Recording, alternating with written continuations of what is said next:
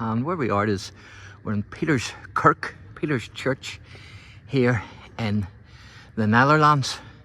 We're in Leiden, and although this looks like a floor, what this actually is, these are all graves.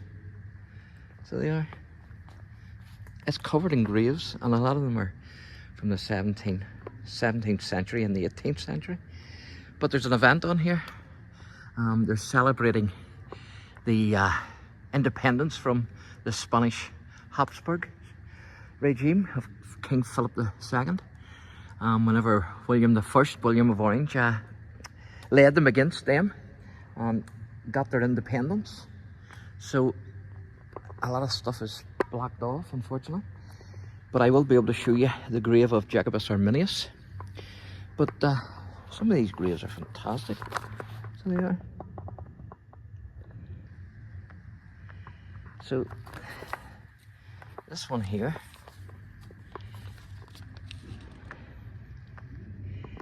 you can see 1666 on that, but you can also see 1588 as well.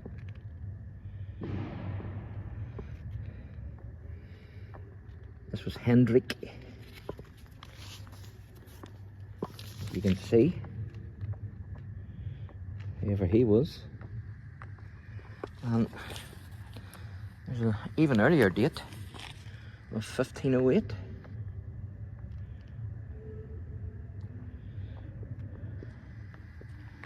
So quite amazing.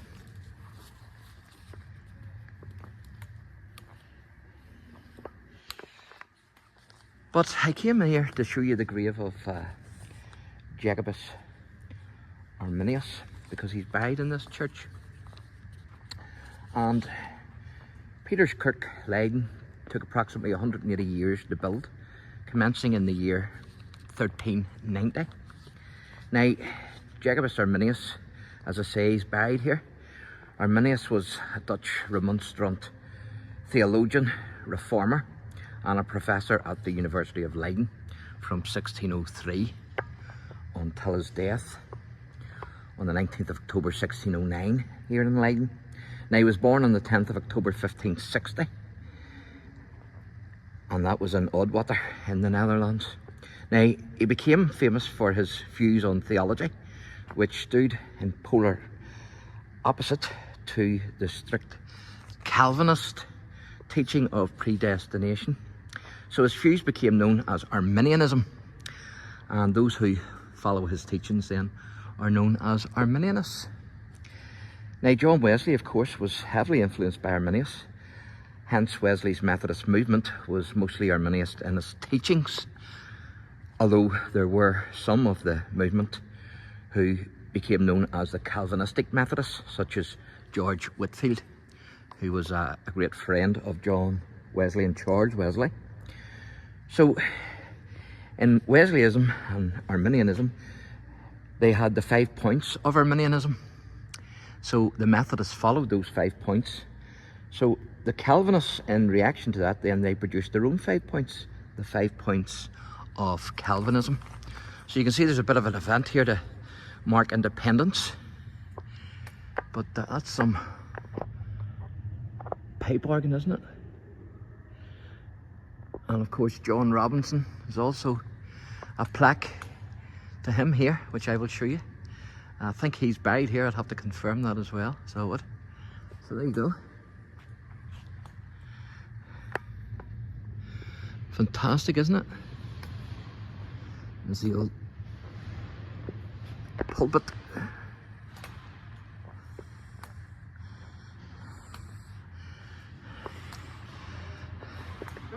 Just unfortunate that some of the church is blocked off, but at least I was able to get to the grave of Arminius, and I will show you that grave. But beautiful church, isn't it?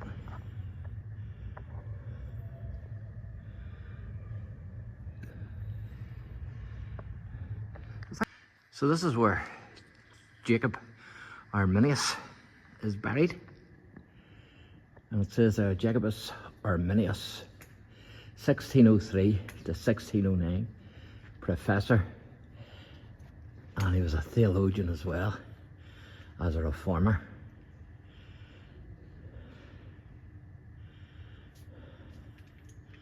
So there you go.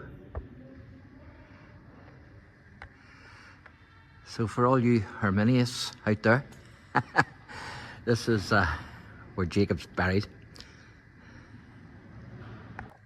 So this is in memory of John Robinson of the Mayflower, 1620.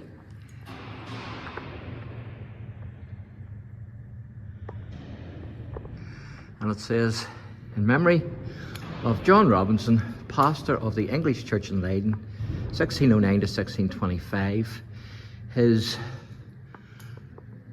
broadly tolerant mind guided and developed the religious life of the Pilgrims of the Mayflower. Of him these walls enshrine all that was mortal. His undying spirit still dominates the consciences of a mighty nation in the land beyond the seas.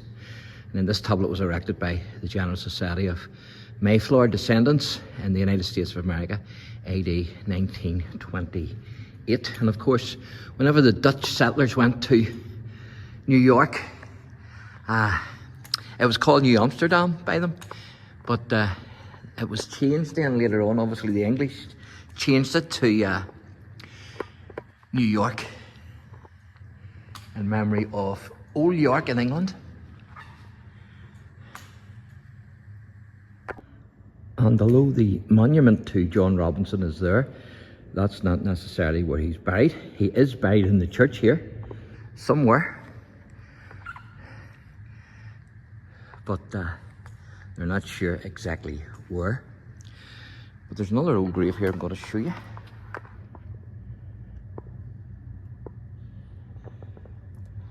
And this one's 1646.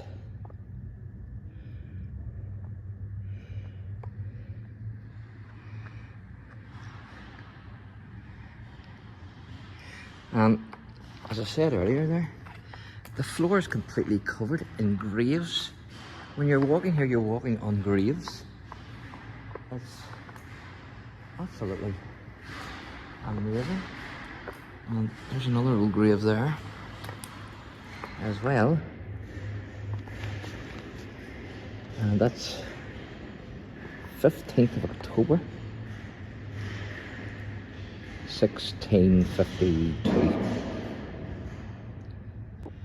So I found out a wee bit more information about John Robinson, and they had a chapel here, so they had themselves. And he also used to complain about this pipe organ because he says it was too loud and it was interrupting his preaching. And of course, the house is just across the street there, so it is. So here's a grave here from 1624.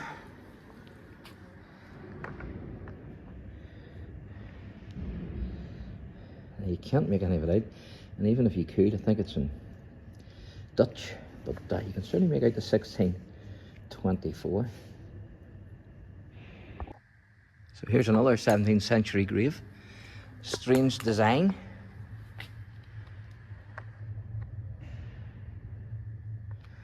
But you can certainly see the date there. 1668. So here's another 17th century grave. Again, I think it's in Latin, so I won't be able to read it out, tell you. But you can certainly read the date. That's the 25th of September, AD, or in the year of our Lord, 1690. That was the year the Battle of the Boyne was fought by King William III.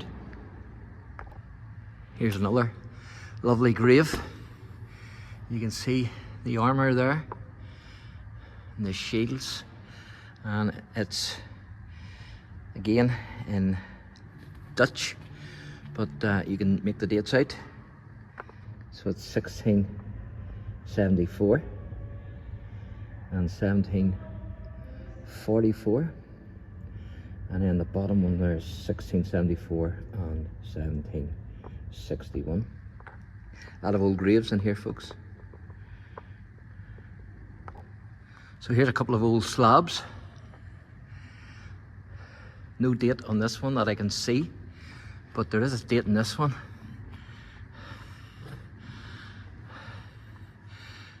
Not sure what the writing says, but it's October in the year of our Lord 1592, sorry. Isn't that amazing? Absolutely amazing, fantastic. So here we're outside Peter's Church in Leiden, which it took 180 years approximately to build this thing, commencing in the year 1390. And Jacobus, Arminius, better known for Arminianism, is buried in there. And so is the Pilgrim father, the Puritan separatist, John Robinson. And you get in there to the museum, part of it. The church is the museum, but you can see the plaque up to Robinson. You can see the grave of Jacobus Arminius. And there's a bit of a swing-dig in Leiden today because they're celebrating independence from the Spanish Habsburgs. King Philip II of Spain. Of course, it was William I that led the revolt of the Dutchmen against the Spaniards. William and his sea beggars, that's what they called his soldiers. So I'm going to show you the house where John Robinson lived. He was a pastor here, so he was. And of course, a lot of the Pilgrims were buried here. In England, you had what was called as Puritans. But then, some of the Puritans, they left to go to the New World in various places. And this is one of the places where they came to. So the Puritans that left were called separatists.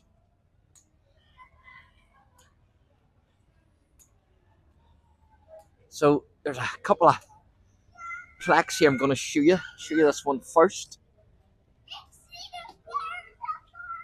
That's the Mayflower, 1620, in memory of the Reverend John Robinson, M.A. And can't make the rest out, but I'm sure. In fact, it says, I'll look at the video here because pastor of the English church, and I can't make that word out, but the date is 1609, 1625, and then it's the Pilgrim Fathers to settle in New England in 1620, buried under this house of worship, 4th of March 1625. So when I was inside, I wasn't sure if he was buried there or not, but John Robinson is buried there, and it was confirmed as well by the lady, but now also by this board here. So that was put up in 1891. So that's amazing, isn't it? The Reverend John Robinson.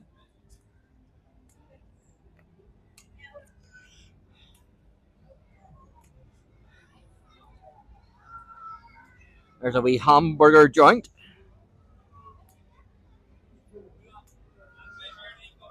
So that's another plaque there. It says that during the Pilgrim Fathers' Leiden exile, more than 30 family members died. Many were buried in the Petersburg church there, along with their Leiden neighbours. But now we are all in all places, strangers and pilgrims, travellers and sojourners. And that's Robert, can't make out the surname, Pilgrim Leader 1622.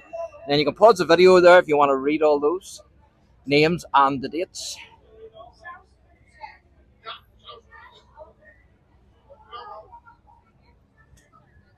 So this is John Robinson's house here.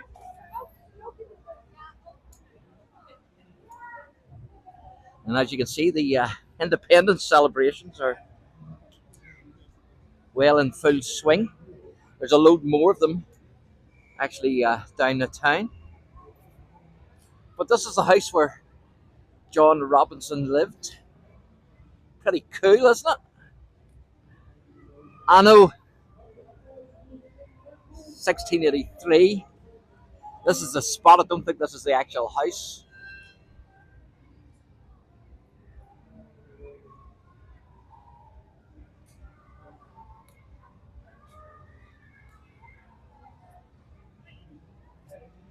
And then there's a wee plaque here to commemorate him.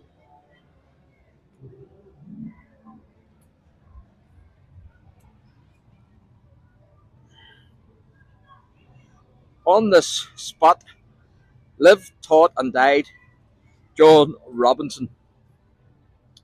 And he was born in 1611, died in 1625. So there you go, folks. That's Leiden celebrating Independence Day for the Netherlands. And that's Peter's Church. And we're going to get a wee quick look inside here. Hopefully. Maybe not.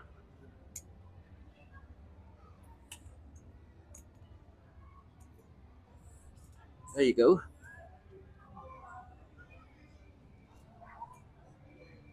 Just took the opportunity there while I seen it.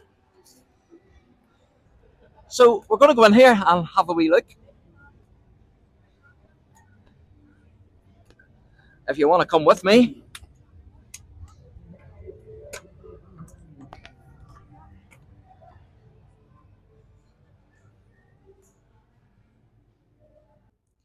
So we're inside here, and I was talking to a very interesting gentleman who told me a bit of the history of this place.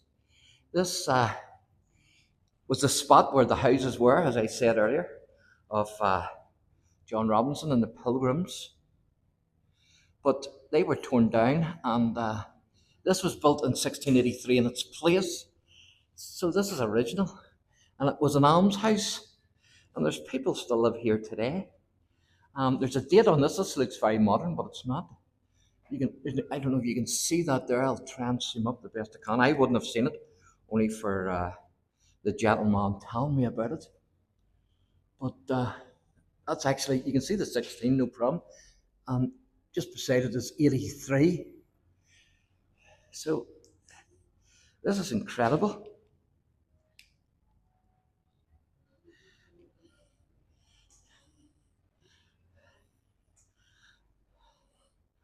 And there's people living here today. Isn't that amazing? But this was the site of John Robinson's house and the Pilgrims who came on the Mayflower. So absolutely amazing. So it was the almshouses of the French Protestants. There's a wee plaque here that says, "Dear visitors, it is a pleasure for the inhabitants of this courtyard, or Hofje, to welcome you. We are proud of this former almshouse of the French Protestant community. Please feel free to admire it with regard to our privacy and quietness, and the quietness we are used to." So, truly amazing, isn't it? Beautiful.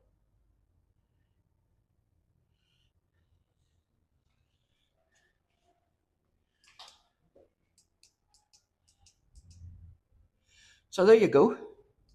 You see a wee man on a speedboat there.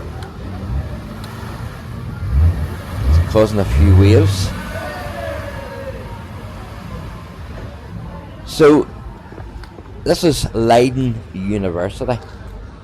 And originally it was a monastery from 1516. And Leiden was one of the first cities to shake off the Spanish Catholic yoke.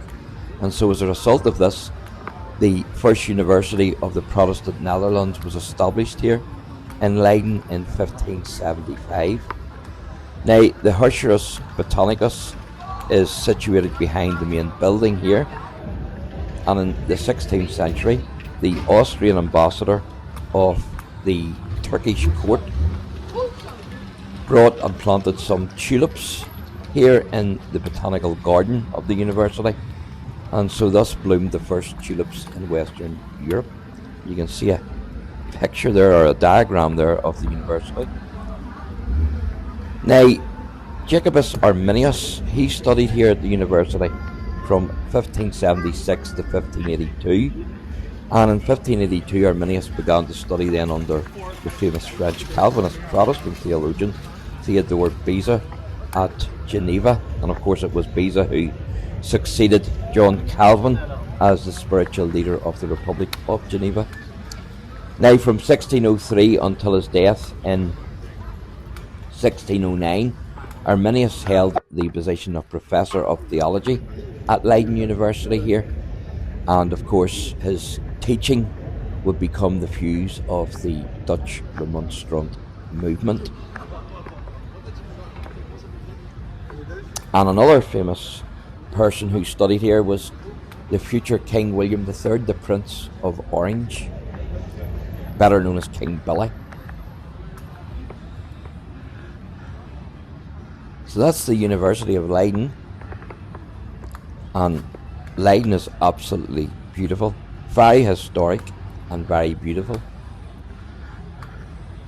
And this here is the teachings of Galileo, so you can pause the video and have a wee read of that if you so wish. He was a famous scientist in his day,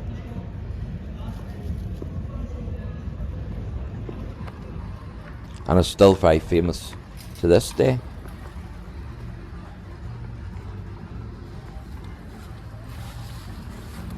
So that's Leiden University. So this is number 6, Roppenburg, in the city of Leiden in the Netherlands.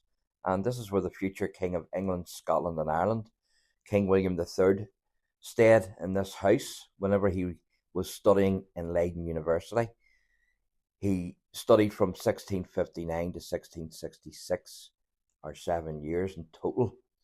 And he was king over England, Scotland and Ireland from 1689 to 1702. And he was also the great-grandson of the original Prince of Orange, William the Silent.